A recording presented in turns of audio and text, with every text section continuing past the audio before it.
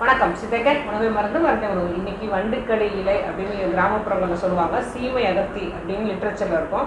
இந்த இலையை பற்றி பார்க்கலாம். இது வந்து ஸ்கின் ப்ராப்ளம்ஸ்க்கு ரொம்ப நல்லா யூஸ் ஆகும். சித்த மருத்துவர்கள் இன்னும் இந்த செடியை வந்து அதுவும் இலைகளை வேறு வந்து ஸ்கின் ப்ராப்ளம்ஸ்க்குள்ள எல்லா ப்ராப்ளத்துக்கும் இதை வந்து ஒரு தைலமாக காய்ச்சியோ இல்லைனா வேறு வந்து நம்ம ஹோம் ரெமடியாக எடுத்துக்கிட்டோம் அப்படின்னா இந்த சீமை அகத்தி எங்கே பார்த்தாலும் சரி வண்டுக்கடி இலை இதை வந்து இதோட வேரை வந்து எடுத்துட்டு நல்லா க்ளீன் பண்ணிவிட்டு எலுமிச்சம்பழ சாறு விட்டு அரைச்சிட்டு எங்கே ஸ்கின்ல ரேஷஸ் இருந்தாலும் சரி படர்தாமரைன்னு சொல்கிற சொறி சிறந்து எதாக இருந்தாலும் சரி அரிப்பு இருந்தாலும் சரி இதை வந்து யூஸ் பண்ணிட்டு வரலாம்.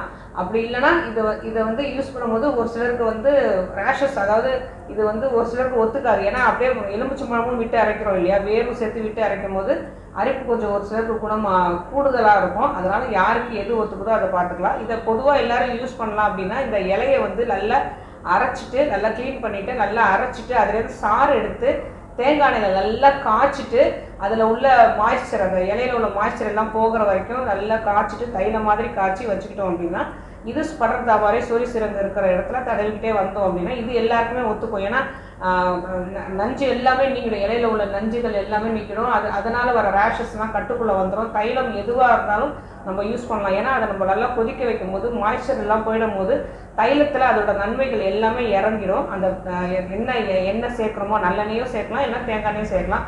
அதோட நன்மைகள் எல்லாமே இறங்கி இதை வந்து எல்லாருமே யூஸ் பண்ணலாம். இது வந்து குப்பைமேனியோட சிறந்த இலை அப்படின்னு சொல்லலாம். ஏன்னா குப்பைமேனி வந்து எல்லா இடத்துலையும் கிடைக்கும். இது வந்து ஒரு சில இடத்துல தான் கிடைக்கும். அதுவும் கிராமப்புறங்களில் எல்லா இடத்துலையும் கிடைக்கும். இதோட இது எப்படி கண்டுபிடிக்கலாம் அப்படின்னா இலைகள் வந்து நல்லா நம்ம கை அகலத்துக்கு நல்லா பெருசாகவே இருக்கும் இலைகள். அதோட பூ வந்து நல்லா கொத்தா எல்லோ கலரில் குண்டு குண்டாக அப்படியே நீட்டமாக வரும்.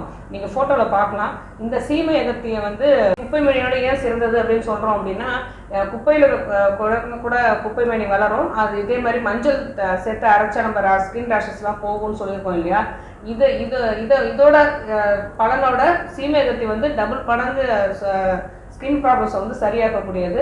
ஆனால் குப்பைமேனியும் சரி சீமை அகத்தியும் சரி ரெண்டுத்தையுமே சேர்த்து கூட அரைச்சி அதில் சாறு எடுத்து தேங்காய் எண்ணெயில் நல்லெண்ணெயில் நல்லா தைலம் மாதிரி கச்சி வச்சுக்கிட்டா கூட அடிக்கடி ரேஷஸ் வரவங்களுக்கு இல்லைனா வண்டுக்கடி இலைன்னு சொல்கிறோம் இல்லையா, அதனால் வண்டுக்கடி தடம், அதாவது ஏதாவது ஒரு பூச்சி போட்டு கடிச்சா கூட காணாக்கடின்னு சொல்கிற கடிச்சா கூட அதுலேருந்து ஒரு தடிப்பு வருது அப்படின்னு நினச்சோம் அப்படின்னா இதையும் செஞ்சு வச்சுக்கிட்டோம் அப்படின்னா இதெல்லாம் சாதாரணமாக தடையலாம்.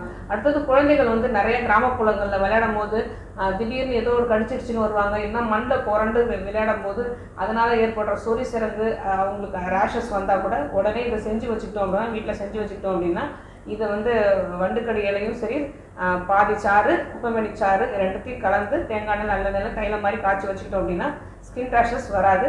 பொதுவாக இதை யூஸ் பண்ணிக்கலாமா அப்படின்னு நினச்சோம் அப்படின்னா பொட்டு வைக்கிறோம் இல்லையா, நெத்திக்கு நடுவில் பொட்டு வைக்கிறோம், அந்த இடத்துல வந்து நல்ல தடிமனாக ஆகிடும். அதுவும் இப்போ ஸ்டிக்கர் போட்டு வைக்கும் போது டெய்லி அதை பின்னாடி உரிச்சிட்டு வைக்கும் போது அதில் உள்ள க்ளூ நெத்தியில் ஒட்டுற மாதிரி இருக்கிற அந்த பசை வந்து உடம்புக்கு கெமிக்கல் ரியாக்ஷன்ஸ் கொடுத்து அந்த இடத்துல வந்து நிறைய தடிமனாக ஆகிடும். அந்த தடிமன் போகிறதுக்காக இந்த வண்டுக்கடியில் குப்பைமேனி சாறு ரெண்டுமே சேர்ந்த இலைச்சாறு தைலமாக காய்ச்சி வச்சுக்கிட்டதை டெய்லி ஒரு சொட்டு நெத்தியில் வச்சுக்கிட்டு நைட்டு படுத்தாலும் சரி காலையில் எந்திரிச்சு வச்சுக்கிட்டாலும் சரி இது காயிற வரைக்கும் வச்சுக்கிட்டு இருந்தோம் அப்படின்னா இந்த தடிமனமான இருக்கிற இடம் வந்து கொஞ்சம் கொஞ்சமாக மறைஞ்சி ஸ்கின் கலர் வரதுக்கு நிறைய வாய்ப்பு இருக்குது. ஸ்டிக்கர் போட்டு யூஸ் பண்ணக்கூடாது அப்படின்னு நம்ம சொன்னோம் அப்படின்னா எல்லாருக்குமே ஒரு வருத்தமாக இருக்கும்.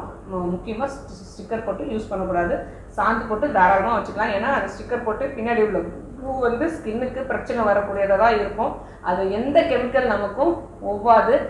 அது அப்படி தான் நம்மளோட டிஎன்ஏ அறிமுகப்படுத்தப்பட்டிருக்கு. இயற்கையாக எந்த பொருளுமே நமக்கு சரியாக தான் வரும். ஆனால் கெமிக்கல்ஸ் நமக்கு உடம்புல ஒத்துக்காது.